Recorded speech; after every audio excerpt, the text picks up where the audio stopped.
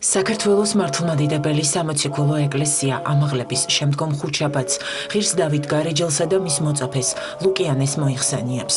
დღესასწაულთან დაკავშირებით სრულიად საქართველოს კათოლიკოს პატრიარქმა, მცხეთა-თბილისის მთავარეპისკოპოსმა და ბიჭვინთისა და ცხუმ-აფხაზეთის მიტროპოლიტმა, უწმინდესმა და უნეტარესმა ილია მეორემ მთაწმინდის მამა დავითის სახელობის ტაძარში პარაკლისი გადაიხადა.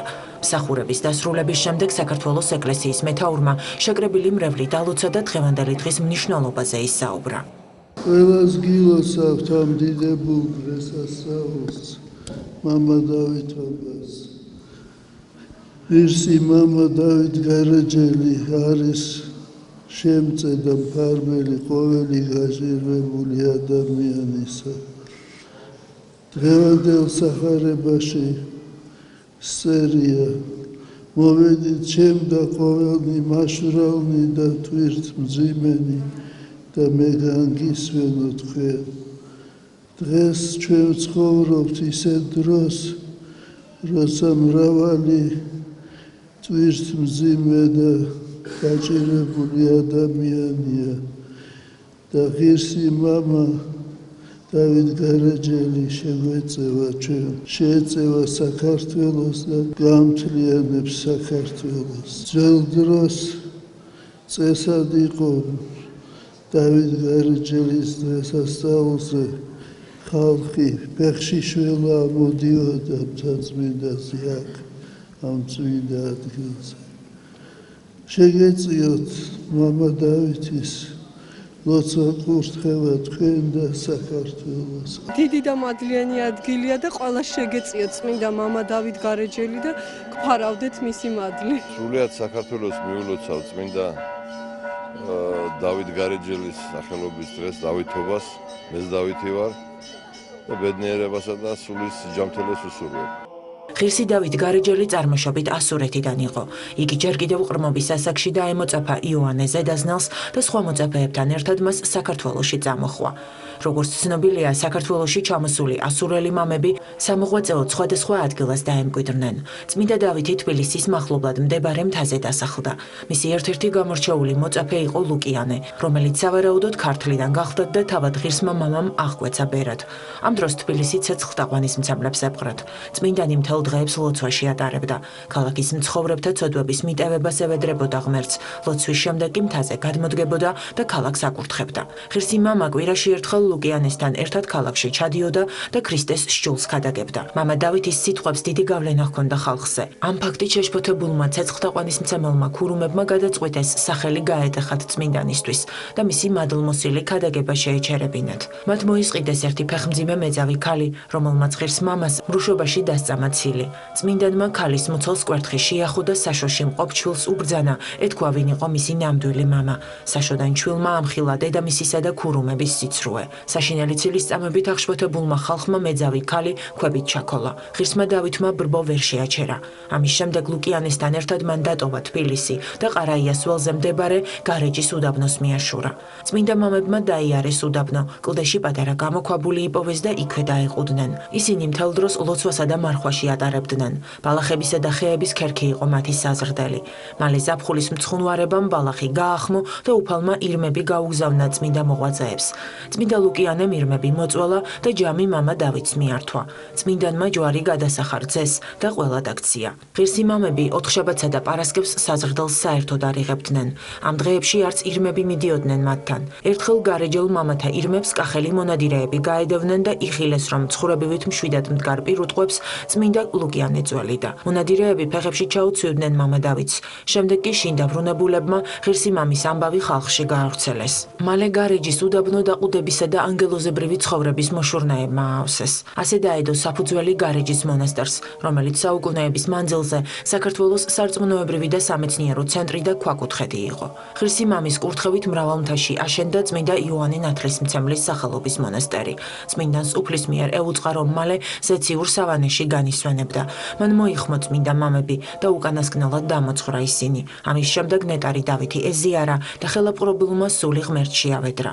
ღირსი დავით გარეჯელის აღსრულების შემდეგ მისმა საყვარელმა მოწაფემ ლუკიანემ ერთგულად გააგრძელა ღვთისადმი აღთქმული მონაზვნური ღვაწლი და მშვიდობით აღესრულა.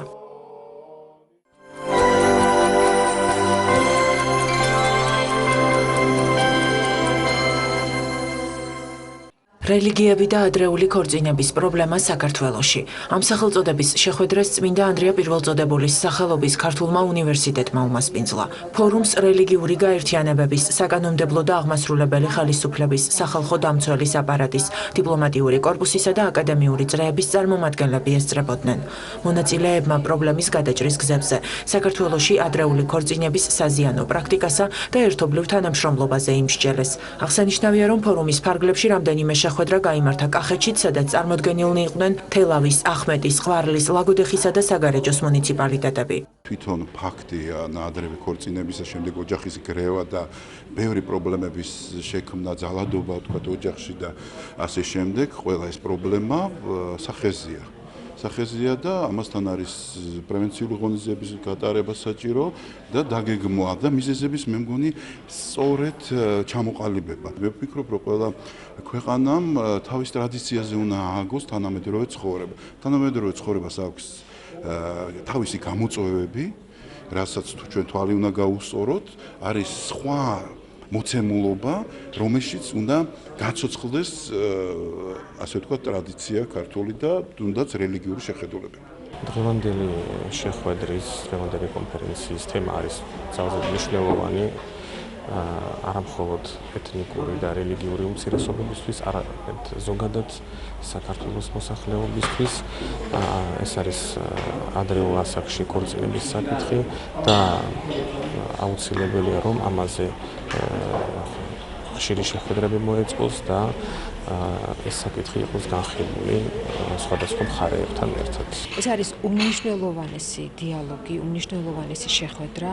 ასეთი შეხვედრა პირველად იმართება საქართველოში ამ თემაზე და ჩვენ ძალიან დიდი იმედი გვაქვს, რომ შედგება ეს თანამშრომლობა და რელიგიური კონფესიების წარმომადგენლები მხარს დაუჭერენ სახელმწიფოს ძალისხმევას, რომელიც მიმართულია ადრეული ქორწინების პრევენციისათვის. ეს არის უმნიშვნელოვანესი სტრატეგია.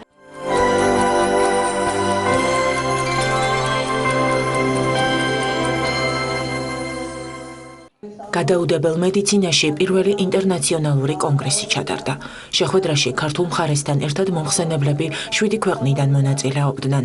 სტუმრებს მისასალმებელი სიტყვით შრომის ჯანმრთელობისა და სოციალური დაცვის მინისტრმა დავით სერგეენკომ მიმართა. მხარეებმა სამუშაო შეხვედრის ფარგლებში კოლეგებს გადაუდებელ მედიცინაში არსებული თანამედროვე მიღწევები გააცნეს. განსაკუთრებული ყურადღება დაეთმო ბუნებრივი და ტექნოლოგიური კატასტროფებისა და ტრაუმების მართვას. როგორც შეხვედრაზე აღინიშნა, მედიცინის ამ დარგის განვითარება ქართული ჯანდაცვის სისტემისთვის ერთ-ერთ პრიორიტეტულ მიმართულებას წარმოადგენს. კონგრესი სამედიცინო კორპორაცია ევექსის მხარდაჭერით სასტუმრო ჰოლიდეი ინში გაიმართა. გადაუდებელი მედიცინა საქართველოში ალბათ ყველაზე ახალგაზრდა დარგია, ან ერთ-ერთი ყველაზე ახალგაზრდა დარგია. მან ბოლო 15 წლის განმავლობაში დაიწყო განვითარება და ჩამოყალიბება. დღევანდელი კონფერენცია, რომელშიც მრავალი ქვეყნის წამყვანი სპეციალისტები მონაწილეობას, ვფიქრობ, რომ ქართული ჯანდაცვის სისტემისთვის მნიშვნელოვანი წინგადადგმული ნაბიჯი იქნება ამ მართლაც სტრატეგიულად მნიშვნელოვანი სპეციალობის განვითარებაში. ეს არის პირველი საერთაშორისო კონგრესი გადაუდებელ მედიცინაში. გადაუდებელ მედიცინის განვითარება არის ერთ-ერთი ძირითადი პრიორიტეტი დღევანდელი სახელმწიფოს ჯანდაცვის სამინისტროსი, ასევე სამედიცინო კორპორაცია ევექსის, რომელიც არის ყველაზე მსხვილი მიმწოდებელი ჯანდაცვის სერვისების დღეს ქვეყანაში და თავისთავად ჩვენ ამ კონგრესს მხარს უჭერთ. დღეს არის 100-მდე დელეგატი ესწრება 7 სხვადასხვა ქვეყნიდან ამ კონგრესს და ძალიან მნიშვნელოვანია მათი გამოცდილების გაზიარება ჩვენი სპეციალისტებისთვის.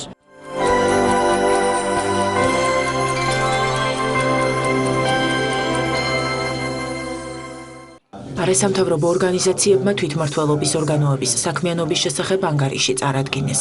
შეხვედრას ადგილობრივი ხელისუფლების, არასამთავრობო სექტორისა და საერთაშორისო ორგანიზაციების წარმომადგენლები ესწრებოდნენ. მხარეების განცხადებით ანგარიშის მიზანია თავი მოუყაროს სამოქალაქო საზოგადოების მიერ უკანასკნელი პერიოდის მანძილზე თვითმმართველობის რეფორმისა და საქმიანობის შესახებ არსებულ შეფასებებს და ამის საფუძველზე წარმოადგინოს გარკვეული ხედვა, რომელიც გამოვლენილი პრობლემების მოსაგვარებლად შეიძლება ეფექტიანი იყოს.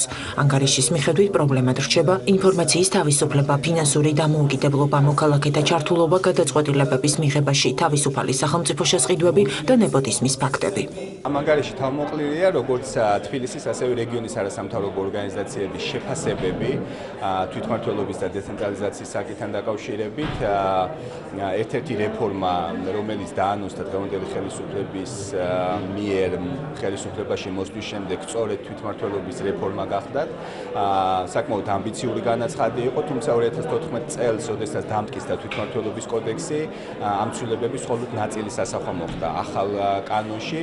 შესაბამისად, ჩვენ ამ ეტაპზე შევეცადეთ, ასე ვთქვათ, შუალედური შეფასება გაგვეკეთებინა იმ ცვლილებებისთვის, რაც ახალი კოდექსით მიერ იყო გათვალისწინებული. აქ წარმოდგენილი არის არაერთი მიმართულებით პრაქტიკულად სრულყოფილად ამ სხვადასხვა თემებზე, როგორც პრობლემების შესახებ, ასევე პოზიტიური ტენდენციების შესახებ, რეკომენდაციები არის წარმოდგენილი თითოეული მიმართულებით რა უნდა განხორციელდეს და ზოგადად შეხვედრის მიზანი არის არა მხოლოდ ის, რომ თქვა ჩვენ ხარვეზებზე ვისაუბროთ, არამედ მოწვეული არიან თვითონ თვითმმართველობების წარმომადგენლები და ჩვენი მიზანი არის ისიც, რომ ერთად ვიმსჯელოთ გარკვეულ გამოსავლებზე, მოვისმინოთ მათი მოსაზრებები და გაუზიაროთ ჩვენი აზრი კონკრეტულ საკითხების გადაჭრასთან დაკავშირებით.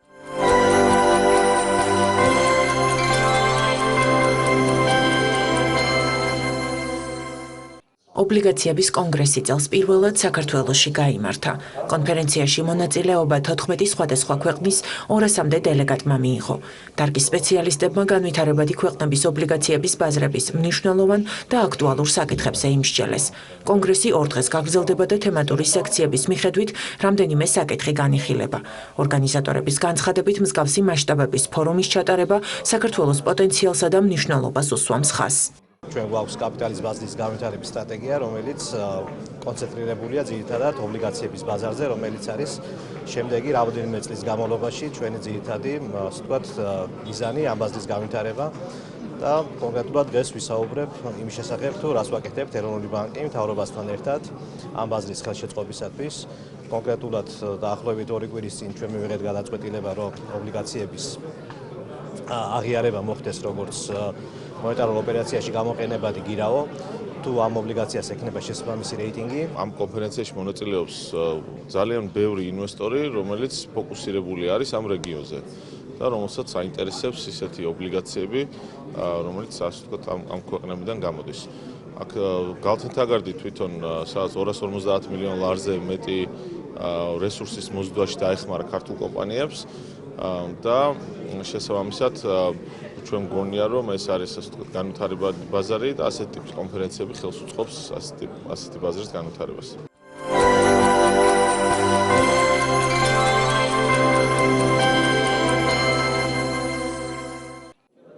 საქართველოს საპატრიარქოს ახალგაზრდობის სულიერი და ინტელექტუალური განვითარების ცენტრის დარბაზში ახალგაზრდული მოძრაობა დავითიანის ინტელექტუალური კონკურსის ფინალური შეხვედრა გაიმართა.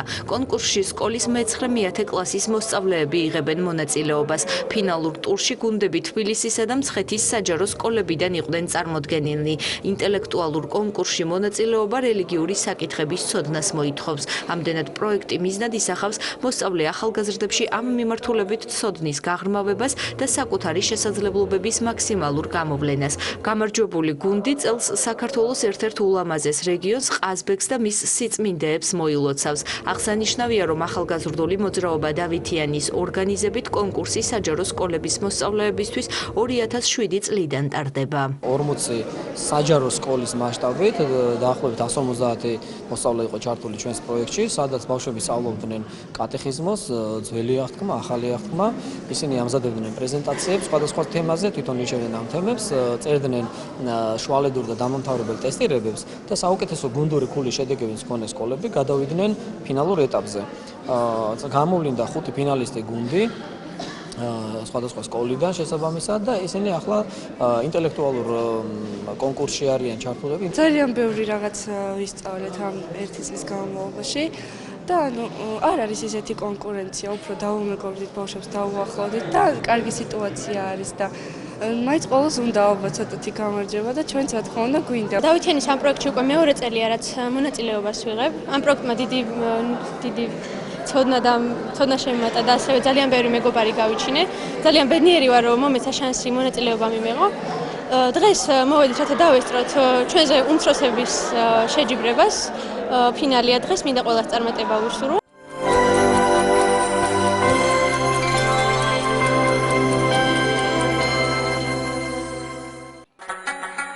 ავღანელი ავტორი, რომელიც სამწერლობო ასპარეზზე პირველად სულ რაღაც 13 წლის წინ გამოჩნდა და მაშინვე მსოფლიო აღიარება მოიპოვა. გახდა ბესტსელერი ნაწარმოებების ავტორი. ამერიკაში მცხოვრები ემიგრანტი ხალით ჰოსეინი 38 წლის იყო, როცა მკითხველს პირველი ნაწარმოები ფრანით მორბენალი გააცნო. რომანმა იმდენად დიდი აღიარება მოიპოვა, რომ 10 მილიონი ტირაჟით გამოიცა.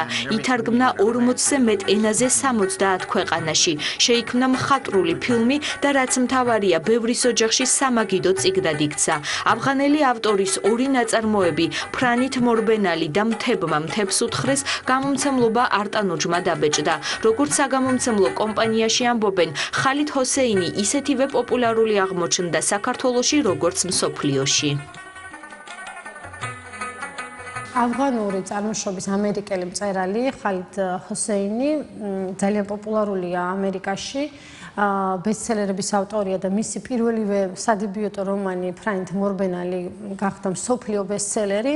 გამომცემლობა არტანუჯი დაინტერესდა ამ წიგნით, ქალბატონმა ლალიყო შიტაშვილმა თარგმნა და აღმოჩნდა, რომ ქართველი მკითხველიც ძალიან დაინტერესდა ამ წიგნით, ძალიან შეიყვარა. ეს წიგნი გადაღებულია უკვე ფილმადაც. წარმოშობით ის ავღანელია, მაგრამ ინგლისურენოვანი მწერალია.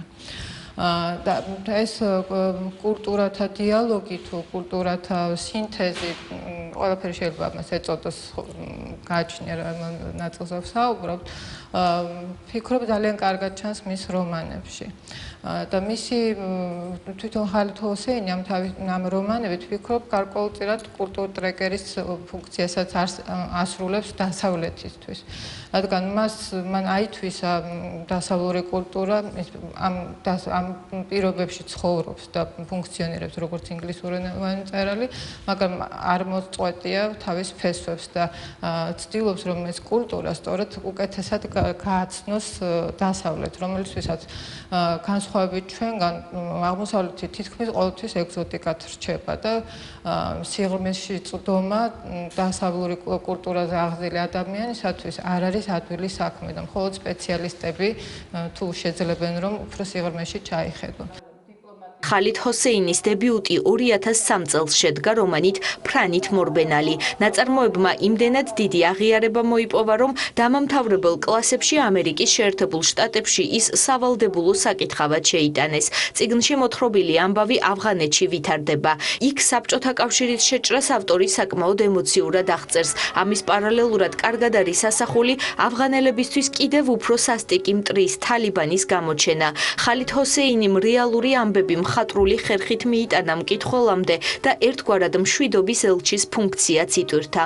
მსოფლიოს დაანახა ავღანეთი არა მხოლოდ ისეთი, როგორიც ის დღევანდელი მსოფლიოს თვალით ჩანს, როგორც ტერორიზმისა და სისხლისღვრის ადგილი, არამედ ისეთი, როგორიც სინამდვილეშია, პოეზიის მოყვარული, მეგობრული, მორწმუნე და საკუთარი კულტურისა და ტრადიციების დამცველი ხალხი, რომელთაც სისასტიკესთან საერთო არაფერი აქვთ.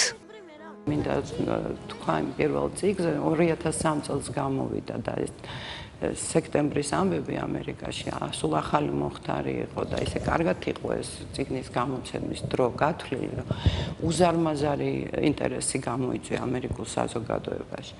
იმიტომ რომ ავღანეთი იწვევდა თვითონ ინტერესს და აი წერლის მთელი ეს აი მეორე წიგნი თარგმნა და ორივე წიგნში წიგნის წაკითხვის მერე ესეთი განცდა დამეუფლა, რომ მწერალი ცდილობს, რომ ეს ავღანეთი, რომელიც რა ვიცი გაუცნობიერებელ საზოგადოებას ალბათ რაღაცა მონსტრებით დასახლებული ქვეყანა გონია. დაგვანახოს ორივე მხრივ, ეს არის ქვეყანა, სადაც ესეთი სისასტიკეები ხდება, მაგრამ ეს არის ქვეყანა, სადაც პოეზია უყვართ, სადაც უყვართ ერთმანეთი საერთოდ, სადაც დიდი სიკეთეა ერთმანეთის გატანა და აი ეს ამ თემებმა დიდი დახმარება გაუწია, იმიტომ რომ ავღანეთს და მწერალსაც იმიტომ რომ მან შეძლო ეს მე მგონია რომ მისი მისია იყო საერთოდ რომ ავღანეთი გაეცნო საზოგადოებისთვის. როდესაც პირველმა რომანმა, სადებიუტო რომანმა დიდ წარმატებას მიაღწია და იქ იყო ავღანური ფონი, იყო ორი მეგობარი ბიჭის დიდი მეგობრობის ამბავი. ამ რომანში ჟურნალისტები ყოველთვის ეკითხებოდნენ ხოლმე და კრიტიკოსები თავად ავტორს, რომ ხომ არ იყო ეს რამე ავტობიოგრაფიული. და იგი ხუმრობდა, რომ აი ხლა მე უკვე მეორე რომანს ვწერ, სადაც ქალებზე ვწერ და ძალიან მიხარია, რომ არავინ აღარ შემეკითხება მსგავს რამეს, რომ ეს ნამდვილად მე არ გადამხდა. ეს არის ყველაფერი გამოგონილი, თუმცა რა თქმა უნდა, ავღანეთს წერალი ვერ გაექცეოდა, იმიტომ რომ ბავშვობა იქ გაატარა და შემდეგ წავიდა უკვე ამერიკაში ემიგრაციაში ოჯახთან ერთად. მე ვფიქრობ, ხალით ჰოსეინი გაცილებით მეტი გაუკეთა ავღანეთს ერთმა პიროვნებამ თავისი ამ სამი რომანით, ვიდრე ნებისმიერმა, თქვათ, ცისფერჩაფხუტიანმა თუ მშვიდობის დამცველმა, რომელიც ავღანეთში სხვადასხვა დროს მოღვაწეობდა. არტანუჯმა მწერლის ასევე აღიარებული ბოლო რომანი მთებმა მთებს უთხრეს გამოსცა. ნაწარმოები 2013 წელს გამოქვეყნდა და მსოფლიო ბესტსელერების სიას დამსახურებულად შეემატა. აღნიშნულ ნაწარმოებში ხალით ჰოსეინი მრავალრიცხოვან პერსონაჟებთან ერთად 21 საუკუნის ჭრელ, თუმცა სუსტ სურათს ხატავს. ოჯახის წევრებს შორის პაექრობა ახალი ურთიერთობები, შეზღუდული შესაძლებლობის მქონე ადამიანები და მათი ისტორიები. ლტოლვილთა, ემიგრანტთა და მოგზაურთა ცხოვრება. ნაწარმოები ქართველი მკითხველისთვის განსაკუთრებულად ემოციური და საინტერესო ხდება იმ მიზეზით, რომ ნებისმიერ დაკვირვებულ თვალს საქართველოს უახლეს ისტორიასთან კავშირისა და მსგავსების აღმოჩენა არ გაუჭირდება. And the mountains echoed, ასე ქვია ინგლისურად. რატომ დაარქვა ავტორმა ასე? იმიტომ დაარქვა, რომ გმირები, პერსონაჟები ყველაზე უფრო გულითაც საიდუმლოს, ყველაზე უფრო უთქმელ ამბავს მთებს უყვებიან და მთებთან რჩებიან პირისპირ. ეს არ არის მარტო ერთ პერსონაჟზე, ეს არის რამდენიმე პერსონაჟის, ასე ვთქვათ, ცხოვრებაში. თემატურად იმდენად მრავალფეროვანია, რომ ძნელია რომელიმე მთავარი გამოყო, მაგრამ აქაც არის რასაკვირველია მთავარი თემები, ეს მარადიული თემები, რომელსაც ყავლი არ გასდის და ყოველთვის არის საინტერესო, მაგრამ მისი პოზიციიდან დანახული. აქაც არის სისასტიკე, აქაც არის სიკეთე, აქაც არის სიყვარული და ხაზგასასმელია მისი ქალები. ქალები, რომლებიც არიან, აი როგორ გითხრათ, ძალიან მომხიბვლელები, იმიტომ რომ არიან სხვადასხვანაირები. არ არის ერთი სტილის ქალი აღებული და არ ტრიალებს მის ირგვლივ. ქართველი მკითხველისთვის ეს რომანი მთებმა მთებს უთხრეს, ვფიქრობ, ძალიან ახლობელი იქნება. იმიტომ რომ აქ შევხვდებით ტოლულთა და დევნილთა კინოულ თემასაც და ამის საილუსტრაციოდ ერთ პატარა ფრაგმენტს წაგიკითხავთ. მოიცა, ჩვენი ხე პაპაშენმა მოჭრა, ღოლამა თვალებში შეხედა. თქვენი ხე, ეს თქვენი ხე არაა. რას ამბობ? ღოლამა კიდევ უფრო ღრმად ჩახედა თვალებში. ამ წუთში პირველად შენიშნა ადელმა, რომ მისი მეგობრის სახიდან ჩვეული უდარდელობა, ხალისი და დამახასიათებელი ღიმილი გაქრა. სრულიად გადასხვაფერდა. შემაშფოთებლად სერიოზული, ზრდასრული კაცის გამომეტყველება ჰქონდა. ეს ხე და მიწაც ორივე ჩვენი ოჯახის საკუთრება იყო. თაობიდან თაობას გადაეცემოდა. მამაშენმა სახლი ჩვენს მიწაზე მაშინ ააშენა, როცა ომის გამო პაკისტანში გაქცევა მოგვიხდა. ხელი ბაღისკენ გაიშვირა. აქ ხალხი ცხოვრობდა, სახლები ჰქონდათ. მამაშენმა ბულდოზერით გადაუარა და ყველაფერი მიწასთან გაასწორა. ჩვენი სახლიც აქ იდგა. სახლი, სადაც მამაჩემი დაიბადა და გაიზარდა. აღსანიშნავია ხალით ჰოსეინის სამწერლობო სტილი. მის რომანებში, რომლებიც ინგლისურ ენაზე იქმნება, დატოვებულია სიტყვები ფარსიდარის ენაზე, ანუ ენაზე, რომელზეც ავღანეთის მოსახლეობის ნაწილი საუბრობს. თითოეულ სიტყვას კი თავისი შესაბამისი შინაარსის ქოლიოში აქვს ახსნილი. ნაწარმოებების ქართულ თარგმანში მწერლის ეს დამახასიათებელი ნიშა დაცულია და მის მშობლიურ ენაზე დაწერილი სიტყვები უცვლელად არის დატოვებული. აუცილებლად უნდა აღინიშნოს ხალით ჰოსეინის სამწერლობო სტილი. ხშირად ხდებათ ფარსი დარიზე არის ლექსიკა. ესე იგი არა მხოლოდ რეალიები აქვს თქვათ ავღანური, აღმოსავლური, არამედ კონკრეტული სიტყვები, რომელიც ჩართულია ტექსტში. კი იქ ძირითადად უმეტეს შემთხვევაში ავტორი გვთავაზობს იქვე მის ინგლისურ თარგმანს. თუმცა არა ყოველთვის. ბუნებრივია ისმის კითხვა, რატო აკეთებს ეს ხო არ არის თვით მიზანი, რომ გამორჩეული სტილი მხოლოდ ასე გქონდეს. მე ვფიქრობ, აქ რამდენიმე ახსნა შეიძლება მოიძებნოს. ერთი ის, რომ ერთგვარი მაინც ალბათ გულნაკლულობა ავტორის ამის გამო, რომ ის ავღანელი, ვთქვათ, ირანულ აღმოსავლურ კულტურაზე გაზრდილი, იძულებულია წეროს მისთვის არამშობლიური ენაზე, რომელიც მან როგორც თვითონ ამბობს, 15 წლის ასაკში ისწავლა და იქცა ბესტსელერების ავტორად. I think part of the reason why they've connected with people is that they're really family stories. They're really ხალიდ ჰოსეინი 1965 წელს ქაბულში დიპლომატის ოჯახში დაიბადა. რუსეთ-ავღანეთის ომის დროს ხალიდის მშობლებმა პოლიტიკური თავშესაფარი ამერიკის შეერთებულ შტატებში მიიღეს და 5 შვილთან ერთად იქ დასახლდნენ. ხალიდ ჰოსეინმა დაამთავრა კალიფორნიის უნივერსიტეტი სან-დიეგოში და გახდა ექიმი. აღსანიშნავია, რომ პრაქტიკოს ექიმობას მან თავი სულ ცოტა ხნის წინ დაანება და გადაწყვიტა მთელი მომავალი ცხოვრება საკუთარი ნაწარმოებებისა და გმირებისთვის დაეთმო. ხალიდ ჰოსეინი აქტიურად არის ჩართული ჰუმანიტარულ საქმიანობაში, არის გაეროს წარმომადგენელი იძულებით გადაადგილებულ პირთა საკითხებში. ჰყავს მეუღლე და 2 შვილი. აღსანიშნავია, რომ გამომცემლობა არტანუჯი მკითხველს სულ მალე ხალიდ ჰოსეინის კიდევ ერთი ცნობილი რომანის 1000 კაშკაშა მზე ქართულ თარგმანს შესთავაზებს.